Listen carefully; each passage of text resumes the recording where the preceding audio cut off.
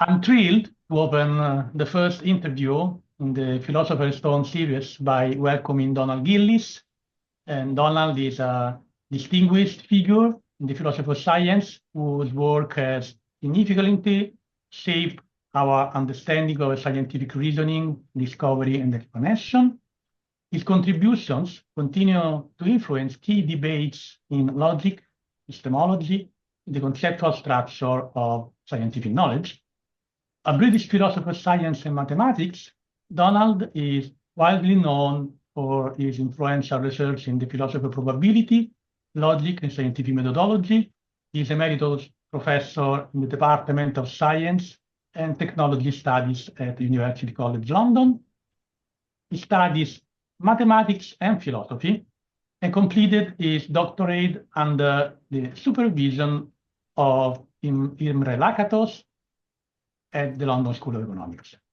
His research bridges formal methods, especially logic and probability theory, with foundational philosophical questions on how scientific knowledge evolves.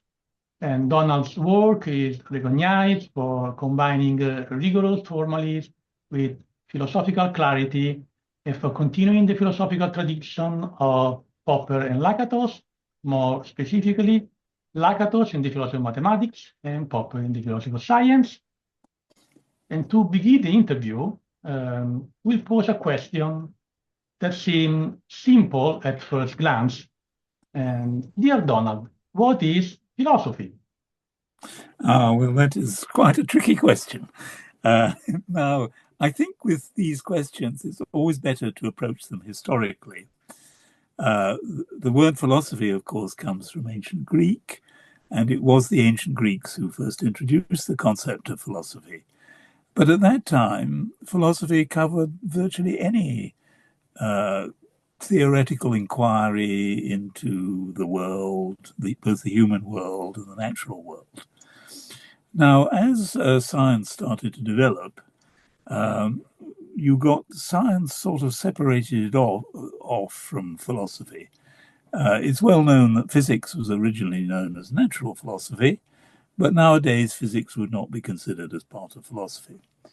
So philosophy shrunk a bit from its original scope, and some philosophers even thought that it had shrunk to nothing. The most famous example of this is Wittgenstein's Tractatus, where he puts forward the view that any philosophical propositions are nonsense. He actually includes his own work, the Tractatus, and says at the end, anyone who's understood me will realize that this book is nonsense. However, this view is rather extreme. I think most people nowadays would say that philosophy hasn't disappeared.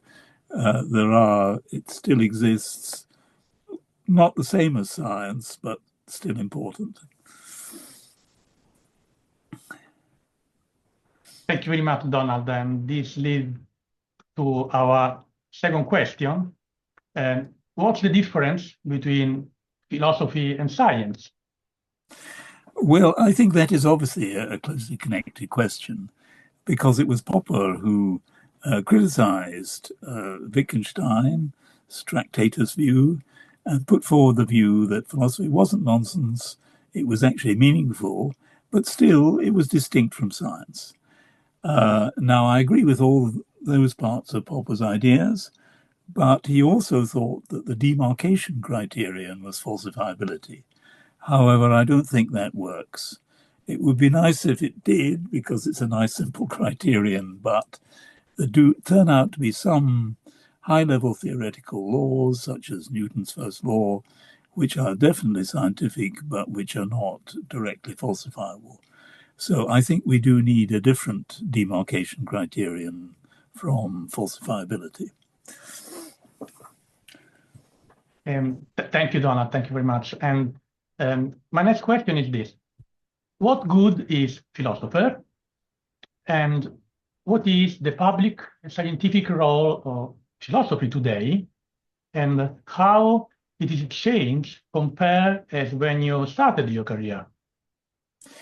Well, I personally think that philosophy is a very useful discipline because it teaches people, well, first of all, how to argue, but also how to assess the evidence for and against various positions. And this is a very useful general skill in organizing one's life. Now, as regards the second question, the public role of philosophy, I can only really here speak for Britain, where I live, but I think it has definitely changed. When I was young, that was back in the 60s, there were quite a number of philosophers who had a very important public influence. I mean, one could mention Bertrand Russell and also obviously Popper. They were often interviewed in the media and so on and so forth, and they did have a big influence on public and political life. But now that has ceased to be the case. Now, I my personal view is that the fault here is the media, not the philosophers. Some people would perhaps blame the philosophers, but I think the problem is, I mean, what's happened in Britain is, I mean, the whole political spectrum has moved very far to the right, whereas most philosophers are not. Philosophers, not all, but most of them tend to belong to the sort of left liberal kind of spectrum. And I think, therefore, the media are not particularly keen to hear from philosophers. The one exception, I think, which applied till a few years ago, which I think is an exception which proves my rule, is Roger Scruton. He was actually a contemporary of mine. I knew him quite well. And he was about the one philosopher I knew who held very strong right-wing views. And he was always appearing on the media, giving his quite strong right-wing views. But many other philosophers who had different views, they somehow never appeared on the media. So I blame the media for this change. Okay. And so I have another question for you. What practical use is philosophy to humans who want to know how to conduct themselves? Well, as I indicated, I think the ability to argue and reason and to weigh up which of various hypotheses are most likely to be true, these kind of skills which you're taught in philosophy are very useful in organizing your life. So I would say that definitely philosophy is useful and is not useless as some people think. Okay. You have dedicated a significant part of your career to studying the philosophy of science, particularly theory change. So let's turn to this topic. So my first question on this side is, what good is philosophy of science? Well, oddly enough, I think philosophy of science has two rather different uses. First of all, I think it does help scientists because with the development of science, you often get new concepts emerging. And I think actually, there are many scientists who do welcome philosophers coming in to sort of analyze and try and clarify these concepts. It's not that scientists couldn't do it themselves, but they're very busy doing experiments and other things. So they often want philosophers to come in and be of assistance. I'll give you one example which illustrates this, which is the notion of causality in medicine. Because I was actually contacted by a medical researcher called Vladimir Vonka, who contributed to a very important discovery which was made, which is that cervical cancer is caused by the papillomavirus.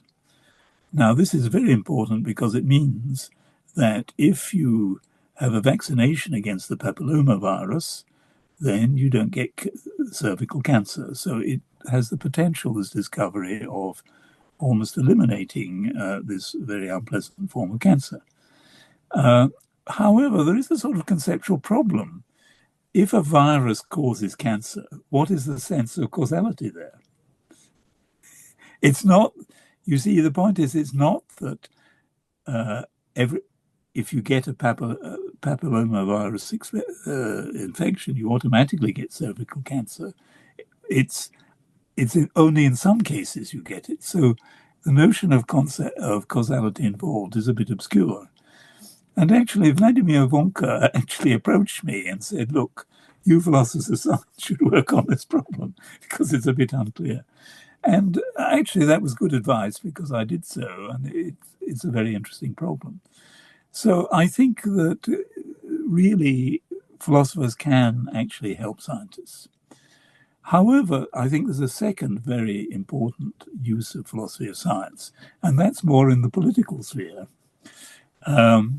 Because there are many general issues in science which have important political implications. And I think philosophers of science can sort of analyze these issues in a form which is important for politicians to understand. Again, I would give an example from medicine. For example, we're all in the midst of this obesity crisis. And there are various theories as to why it's occurring. Well, one theory, which actually I think is correct myself, that it's due to the consumption of fast food and ultra-processed food. Now, if this theory is correct, however, such food should be either abolished or at least carefully controlled. And this is a very hot political topic. So I think it's on that sort of interface with politics that philosophy of science can have something to say. Yeah, that's fascinating. Thank you. And so, what is the public scientific role of philosophy of science today, and how it changed compared as when you started your career? Well, I think the relation between philosophy of science and scientists, I would say, is much the same as it was when I started. Of course, science itself has changed. There are lots of different topics and so on, but that kind of relationship is much the same. On the other hand, as we discussed earlier about philosophy in general, I think the relation in the public domain has changed somewhat. When I was young in the department, Popper's department at LSE, the main sort of political connection or connection between philosophy of science and politics was connected with Marxism. Because this was, it seems like a remote era, but Marxism was extremely popular back in the 60s. And there was much debate about the nature of Marxism. And as we know, philosophy of science could contribute to this debate by arguing whether Marxism is scientific or unscientific. I mean, the Marxists claimed that Marxism is scientific. Of course, Popper, as we know, claimed it wasn't. So there was a very interesting debate there, which involved issues about philosophy of science. And I think that was very relevant to the politics of the time. But of course, that particular political problem is because Marxism is, I mean, I don't exclude the possibility of Marxism reviving, but it has tended to disappear for some years. So that particular problem has disappeared. But the problem about the causes of the obesity crisis is something maybe similar today. Yeah, that's very interesting. Thank you. And so, like before when we're discussing philosophy in general, what practical use is your sort of philosophy of science to humans who want to know how to conduct their scientific enterprise? Well, As you mentioned at the beginning, I think the main topic that I've worked on in philosophy of science has been the philosophy of probability. And I think that is very useful, both, I mean, for everyday life, because as Bishop Butler said, probability is the guide of life. We never have certainty. We have to act on the basis of probabilities. So some understanding of probability is useful even in everyday life. And also probability appears all over the place in science. So for those two reasons, I think philosophy of probability is quite a useful thing to study.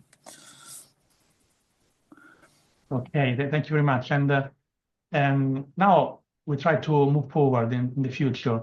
What do you think is the future of philosopher and also the future of philosophy of science?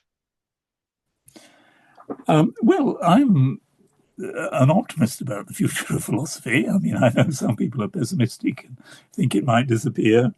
But on the contrary, it seems to me that if our civilization continues, and with nuclear threats and climate change threats, there's some problems about that. But if it does continue, then science will continue. And I think science always throws up new philosophical problems. I mean, in the 20th century, for example, think of all the problems connected with philosophy of quantum mechanics. I mean, really, these problems about wave-particle duality are very perplexing, and they really didn't exist before quantum mechanics was invented.